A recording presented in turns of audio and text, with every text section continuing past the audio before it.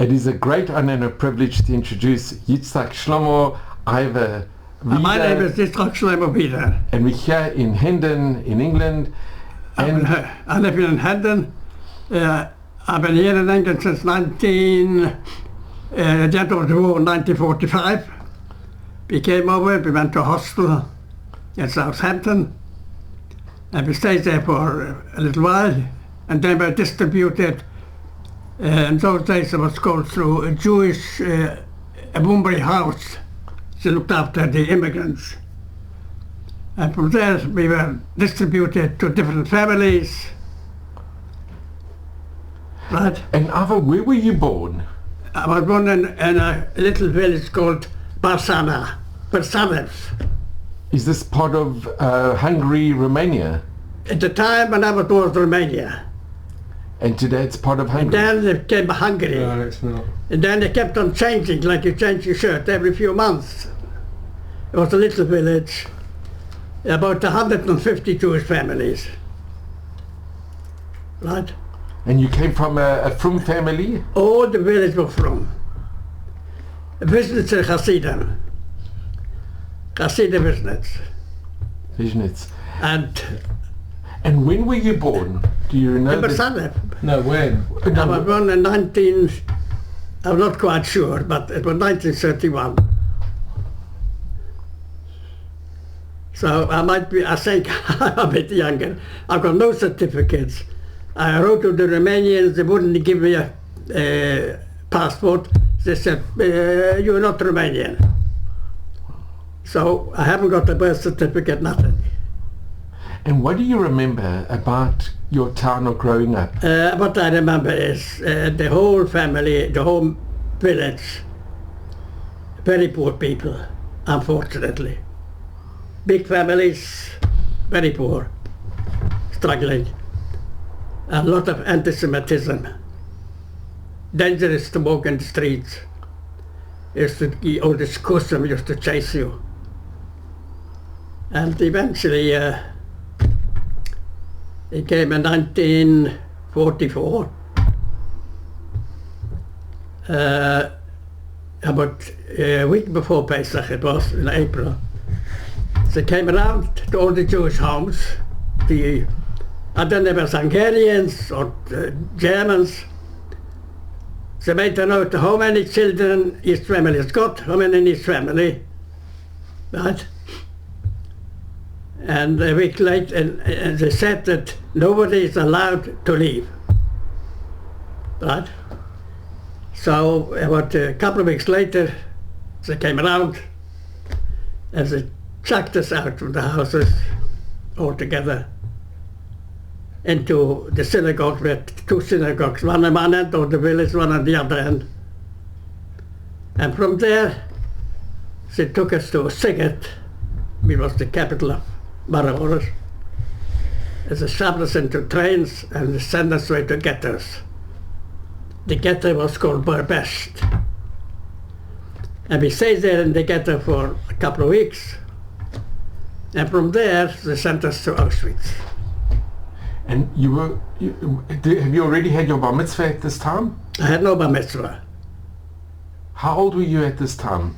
About 11 and a half. I don't know, I don't exactly, haven't got the birth certificate. So we went to Auschwitz and they put a number on there. And your number is, sure? It's A3388. I was called 3388. My father was 3389. And my brother is 3390.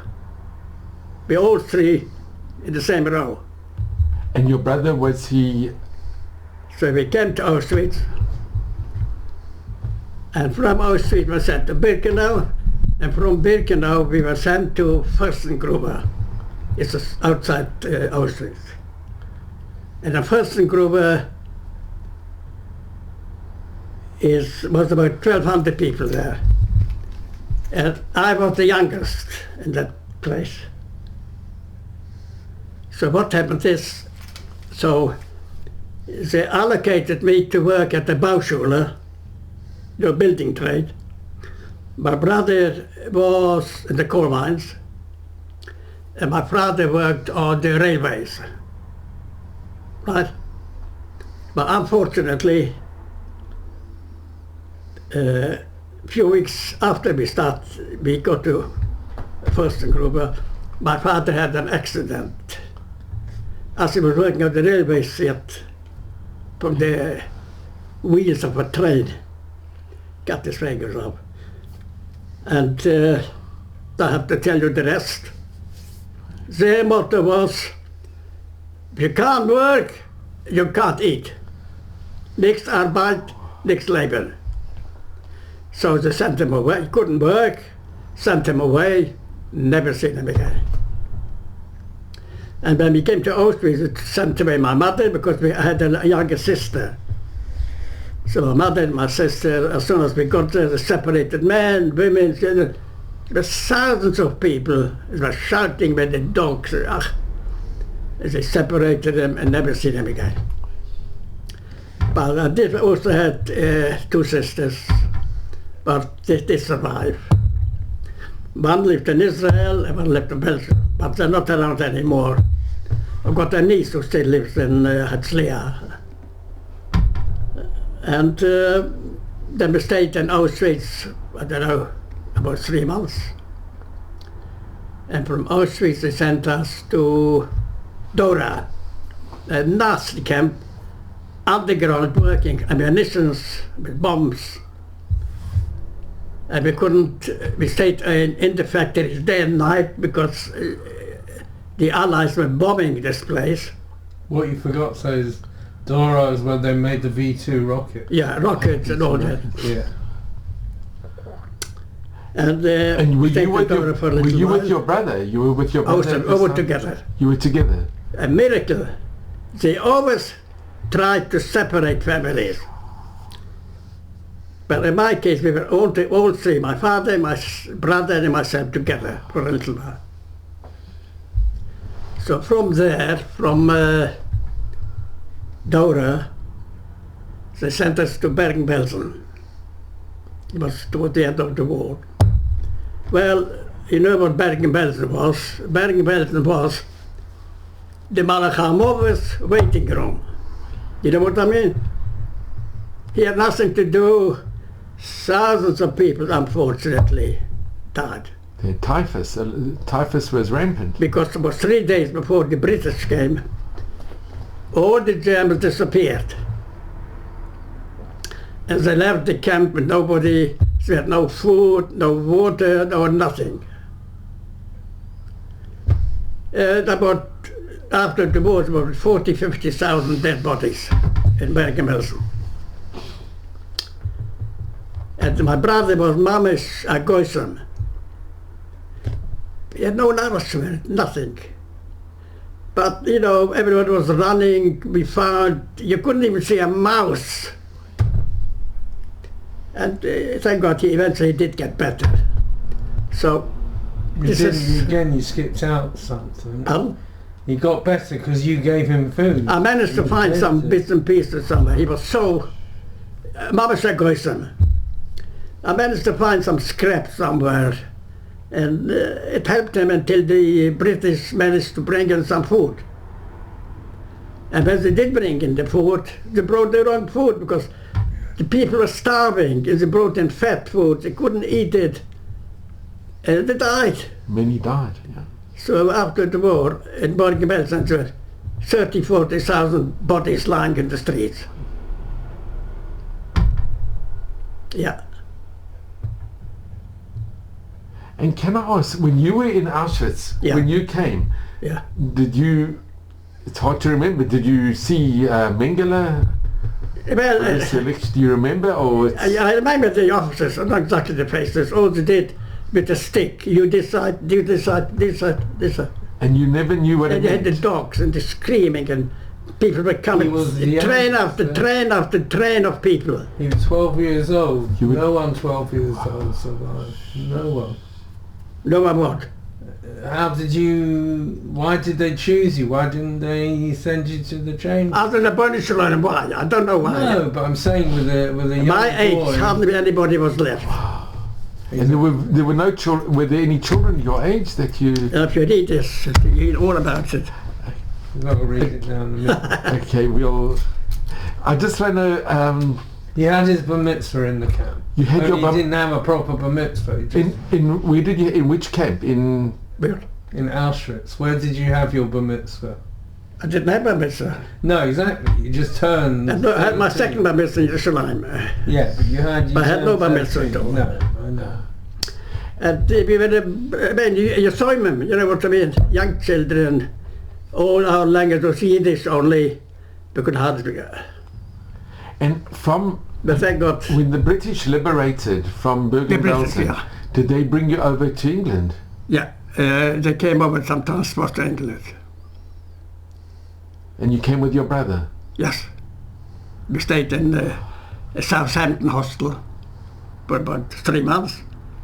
And then they tried to find Jewish families to look after you. They were sent to one place here, one place there. We only spoke Yiddish, they only spoke English. And thank God eventually we got to a very nice family, which you know, Moshe Sternbuch.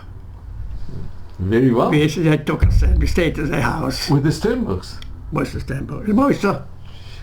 Moshe was my patient in South Africa. Oh. That's right. He was my patient. In what way? I was his dentist. A dentist? Yeah. And I learned... we stayed in their house. There was a tourist centre in Yeovil. He was the Rob in Yeovil. Yeah. So you stayed in Reb Moshe Sternbuch's home? Yeah. You and your brother? Yeah. Eli Sternbuch, his brother, was a Belgian rabbi. Yeah, I know the family well. And you know Reb Moshe Shula, his sister. And... ironically, he lives in the same building in Haranov as his grandson. My David's son lives in Haranov as well. Yeah. I've been in the house building, sure. And they sent us to Yeshiva. Wow. To Gateshead. And you remember Gateshead after the war? And the Gateshead was there for a couple of years. And we had them as a skier called Moshe Schwab. And he said to me, look, he said, you're not going to be a rabbi. Fine, you got to go and find a job. Which they wouldn't say now. Right. Wish they would. Okay. So I came to London and stayed in a hostel. And I began to be a sewing machine mechanic. And can I ask, which other Rabbonim were there in Gateshead? Do you remember? Oh yeah, Tobi Weiss. He was just Nifta. Yeah, he does Nifta, recently. He was in the Eidus Charedim. He was Nifta recently. He was together with Reb Moshe. She was Landinsky. Yeah. And the Menal was called Kahan. And another, she was Gurevitz. And Gurevitz, what else was a Schwab. Rabbi Roberts? Roberts? No, Roberts was at the same time. Yeah. He was not a rabbi. No, but he was there at the same time. He was at the same time, yeah. That's it. And then started work. Troy? Diane Aaron Troy? Diane Aaron Troy married Yeah, Aaron Troy was there, yeah. Sternbuch. You're still around, Diane Aaron Troy. Yeah, only not so well. And came to London. And then my brother got married. He was also a sewing machine. And with his father-in-law, he started making bags. In those days, the Jewish profession was bags, dresses, and shoes. In children, start making bags. And but how did you make bags? I mean, you go to a shop, you take the bag, you copy it, and you start making it. And then after a year, his in-law left the business. I don't know why. So my brother said to me, come in, let's... Okay, so what do I know about selling? I had no education, no nothing. Okay, so what he did, we go into Marks and... You have a Marks and Spencer? You buy a bag and you copy it. So we made up a few bags. and put them into a big bag, and I started going from shop to shop. What do you like to buy? My English wasn't very good. So to be quite honest, those who did buy said more gewoon is than anything else. So like I said, I started going around and I slept myself from one shop to the other with the bags. On trains, I couldn't have no car, no nothing. And I happened to go to a place called Gravesend. I don't know if you heard of it. So how do you get to Gravesend? You take a, I went and took a bus to London Bridge, and from London Bridge take a train. With carrying these bags with a number of samples. And I started walking the main street and I see some market stores. A Jewish company, but good as gehaald, nothing. And yeah, nice man.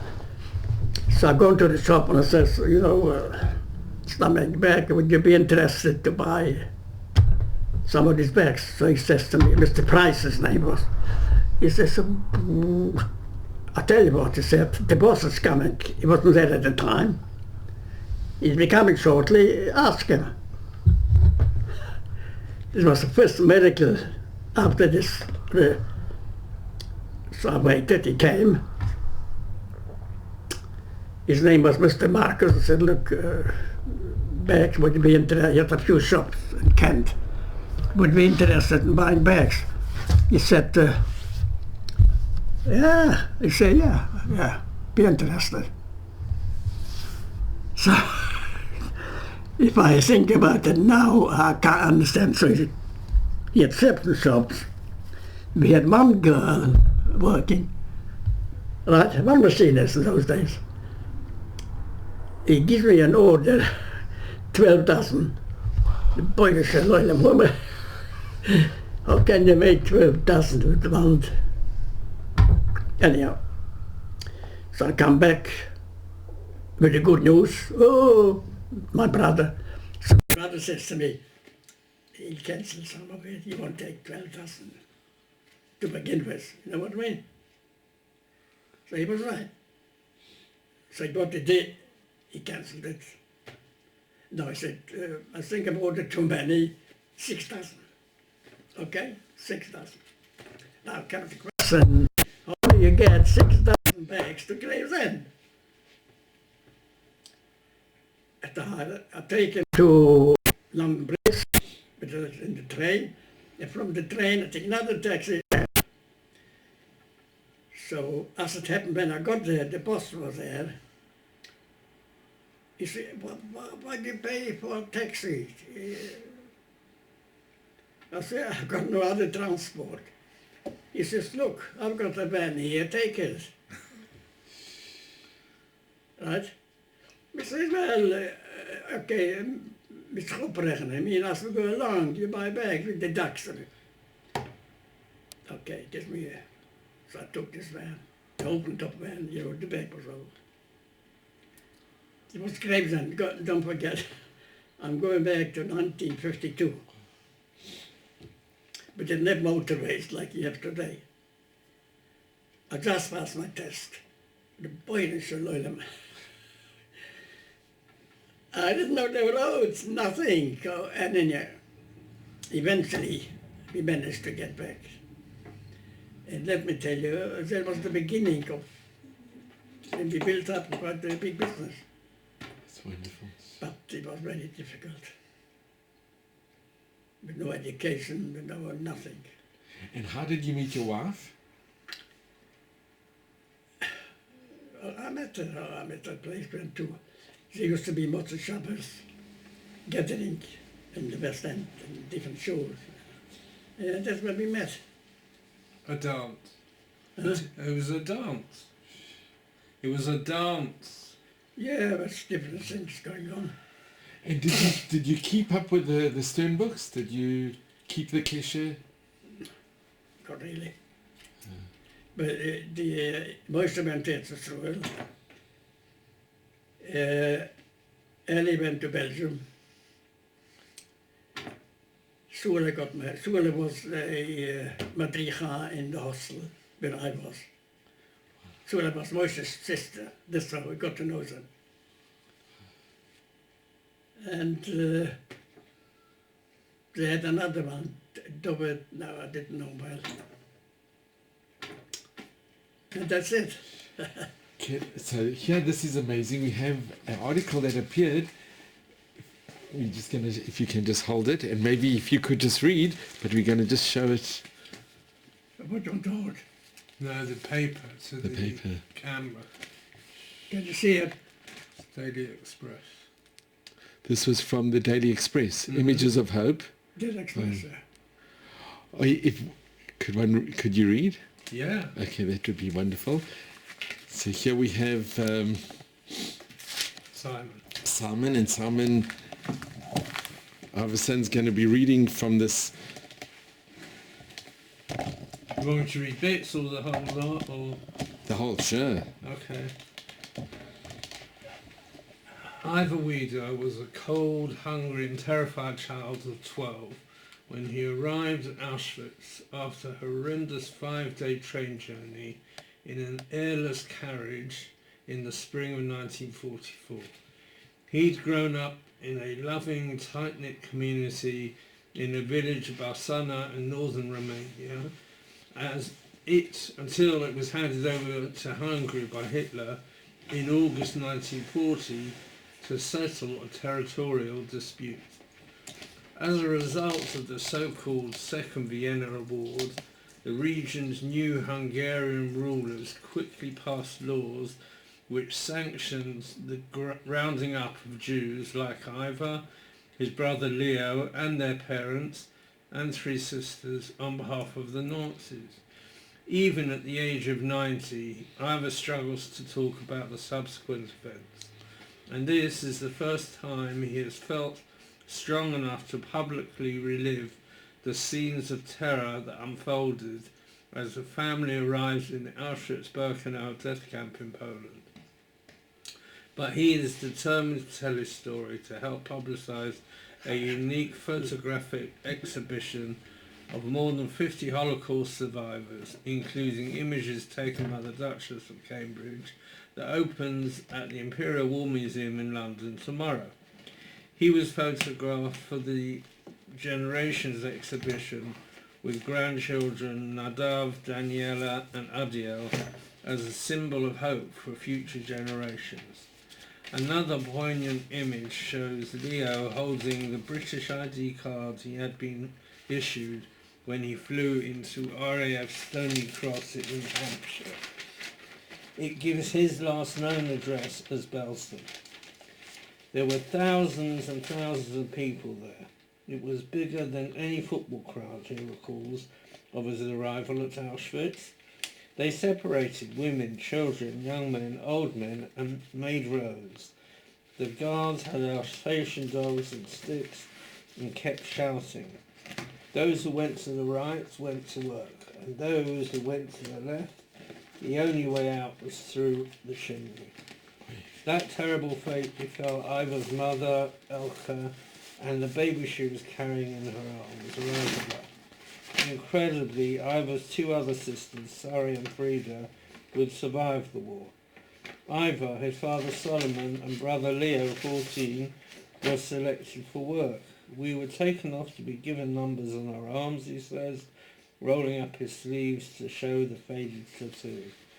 I was A3388, my father was A3389, and my brother was A3390, all consecutive numbers. In the camp, you had no name, just a number. We were sent to a labour camp outside Auschwitz with about 1,200 workers. Leo was sent to a coal mine, my father worked on a railway line, and I was sent to deliver bricks and cement to bricklayers. Our hair was shaved and we were given striped clothing. Every morning we got the bus through a town where thousands of ordinary people lived. If 200 people went out, 200 had to come back, dead or alive. We were all counted all the time, but nobody could escape. It was impossible.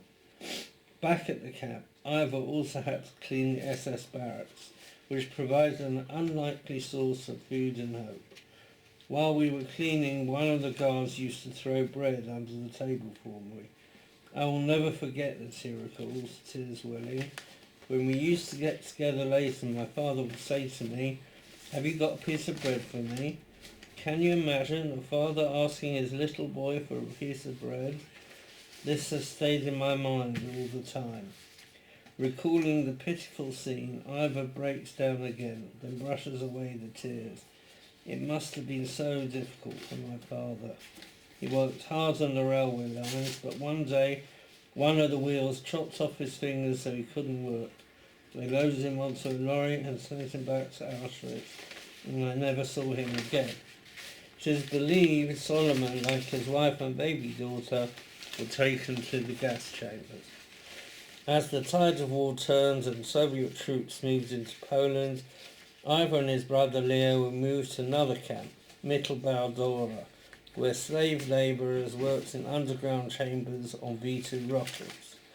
Shortly after, half-starved, weak and sick, the brothers were ordered to march with hundreds of others to Bergen Belsen camp. Some people fell down and would say, "Help me get up," but you couldn't. You knew if you helped them, you would fall down with them. If you couldn't get up, they shot you over, of course. When we arrived at Bergen Belsen, there were bodies all over the place. People were dying of diseases and hunger, and all the Germans had gone. The British liberated us, which was a good day, but people were too sick to celebrate. Both boys were given food and then flown on a military plane to England and placed in the hostel. Placed in the hostel in Southampton with other young refugees. Now safe and secure. No. It's unbelievable. It's incredible. 200 pictures. I will, sure. Safe and secure on British soil, the teenagers began to process the indescribable horror he had endured. Speaking only Yiddish, Ivor started collecting British newspapers. Today, a yellowing copy of the Daily Express dated April 23rd, 1945 is especially treasured. A black and white photo shows SS Hauptsturmführer Joseph Kramer, dubbed the Beast of Belsen, commandant of Auschwitz, Birkenau and of the Bergen Belsen concentration camp, being led away by an armed British soldier. Ivor says, "I could speak Yiddish, but not English, but I knew those stories were important, and I had to keep them. I have shown them to my children, my grandchildren, and my great-grandchildren, because it is important for them to know what happened. The Nazis always wanted to break up families, but Leo and I always stayed together and looked after each other. Our bond is very strong." After being placed with several Jewish families, the brothers settled in London and became involved in the clothing trade, eventually establishing a business selling bags and clothing. Ivor's son Simon explains, "The company established by my dad and uncle in 1952 was Phoenix Luggage, highly symbolic given that Phoenix was the mythical bird that rose out of the ashes.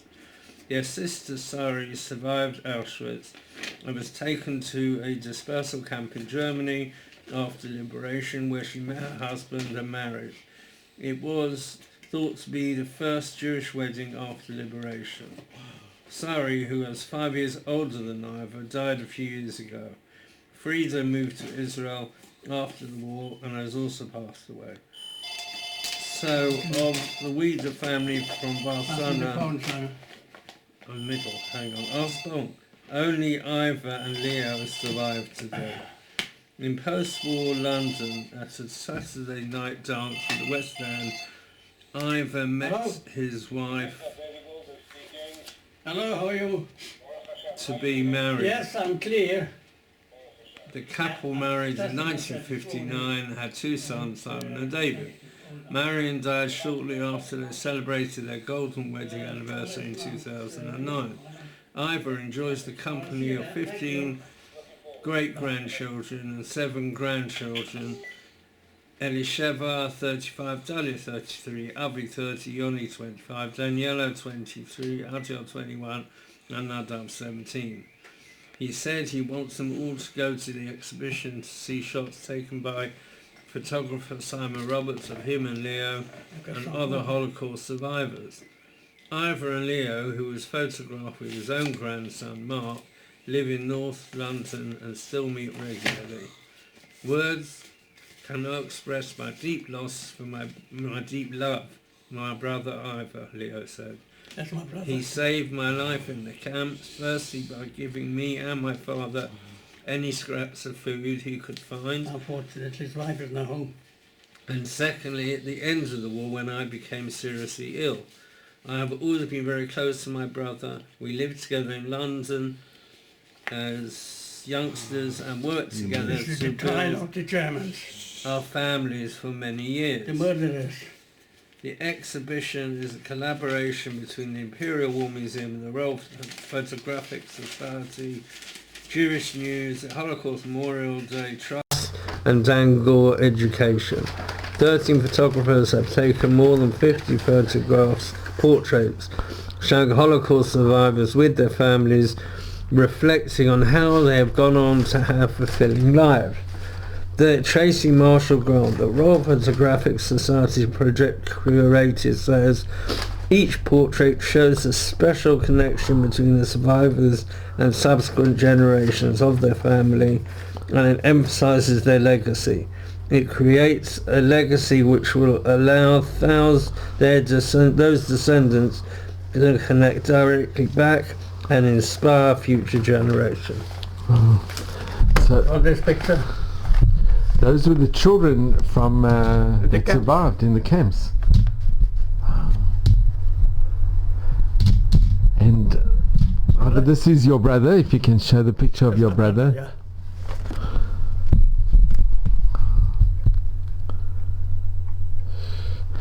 And if we can show, Simon, if you can pick that up, it's amazing. When was this article written? Last August. Last August. Last August. When was it written?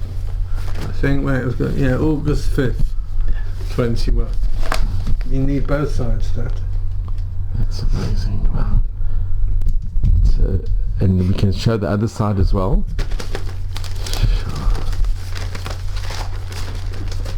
And this was in the Daily Express. Yeah.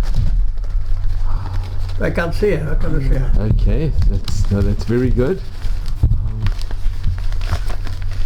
Amazing. And you were holding up the Daily Express from 1945, and here we have it. If you could hold this is incredible. This is the original Daily Express from 1945. That's what got them interested when they heard about this. The shackled monster of Bergen Belsen. Wow. This was Saturday, April the 21st, 1945. Wow. Amazing. But it's incredible. This, here's a picture when you got married. Take this one as well, the social. Assessment of the bodies. That's the. So inside the paper they had. And here, I think this is one of the first times that the British public actually saw what happened in Bergen Belsen. This was in 1945. Yeah. British find 3,000 unburied dead in the terror camp. And you remember seeing. So Ivor, can I ask you, if we can just show the picture when you got married? Oh, It's a beautiful picture.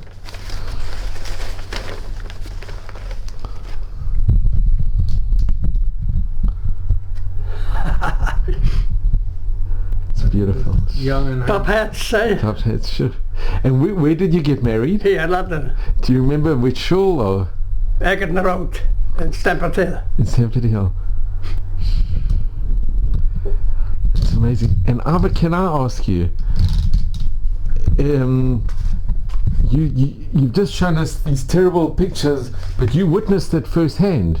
The what? You witnessed what happened in Yeah, of Bergen course. Belsen firsthand. You saw what happened in Auschwitz. Yeah, he got all the murderers, look. all on trial. It was the All the Nuremberg. murderers. Yeah.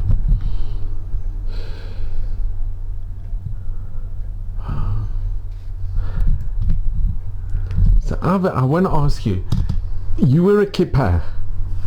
Did you always keep Yeah. your emunah? I'm sure a lot of people ask you because Always. it's a very difficult question. Every time he speaks, people ask him. the I'm same. sure. Always, yeah. I ask him why. And Ivor, why? Yeah, keep saying, why did it have to happen? No, that's not the question. The question is why. Yeah, why? did you Why? stay from? Because you didn't know any other way. Who? You. No, why did it have to happen? Of course. But how come Ivor You you? speak Yiddish. You say in Yiddish, the ägste Yid is bästa with the bästa guy. Did you hear that? So why did it happen? But Ivor, what's also more important is why? How come you kept your emunah after what you saw, what you lost? That's incredible. Skip ask And myself, you're- why? He says if you, After we got Tony, we call Hoaman for what? For punishment? But Ivor, we're a kippah and you're from, and your kids are from. I know, I don't know.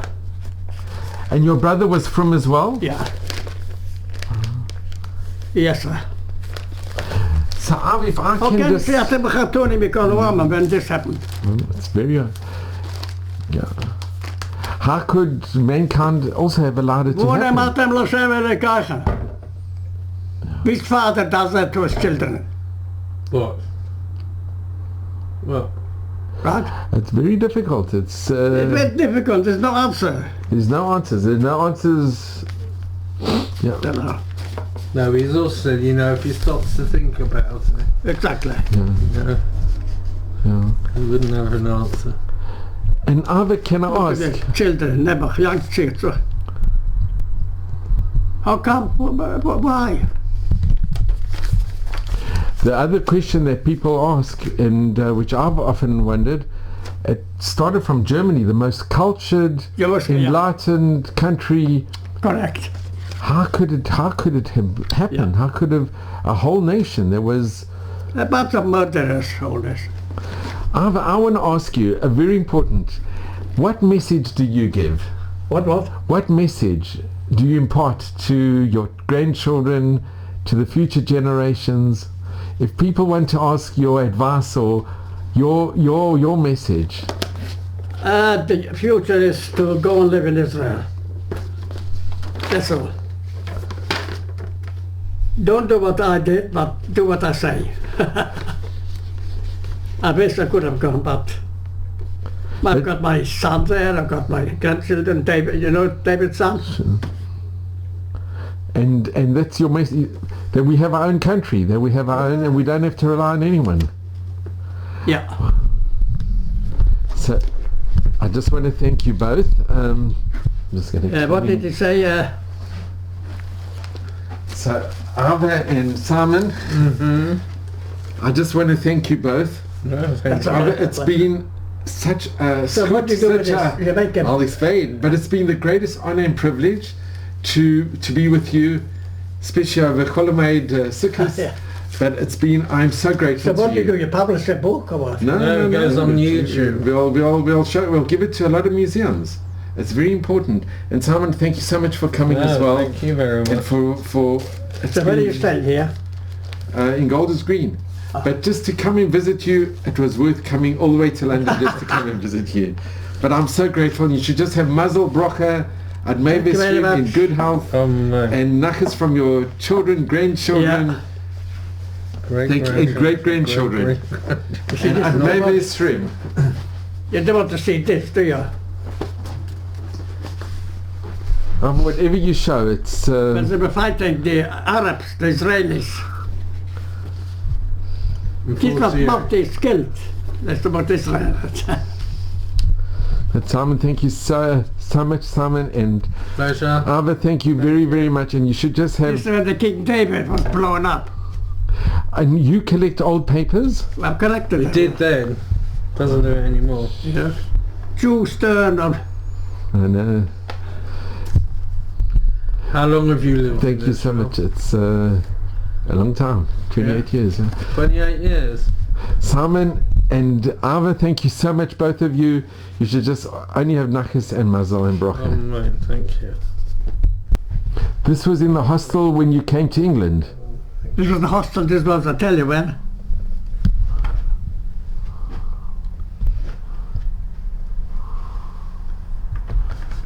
I haven't got the date.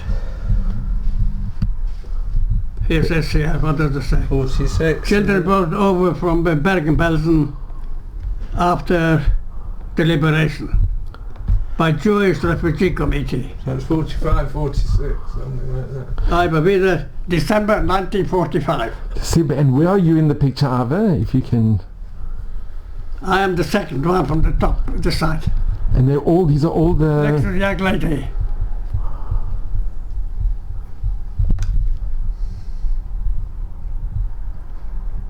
(1945).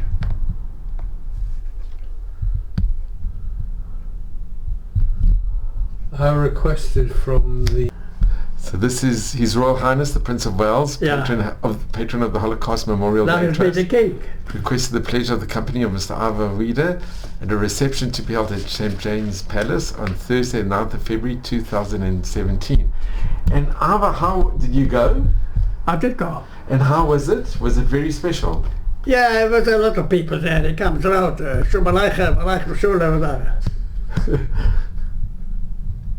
But he's Kate Middleton. She's very close with Holocaust survivors. Oh, no, you mean the Queen Consort, not Kate Middleton. the Queen. No, yeah, she's not Queen, she's Queen No, Consort. but his But daughter, his mother. but his daughter-in-law, the daughter-in-law. But the is little one very, died. she's very close with the. She was. I saw her a few times. And Kate. The mother, the Queen. The Queen, and you met with the Queen as well. Every year we used to go. She came. Yeah,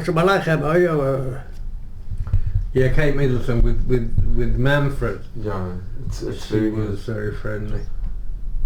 No, she has a genuine. Yeah. Wonderful. Thank you so much. That's very Take a picture special. of this. What? It's very nice. You must keep Use it it. again. You know, I'll tell you a story about Nasuri Carter. Hold on 1 minute. I'll tell you.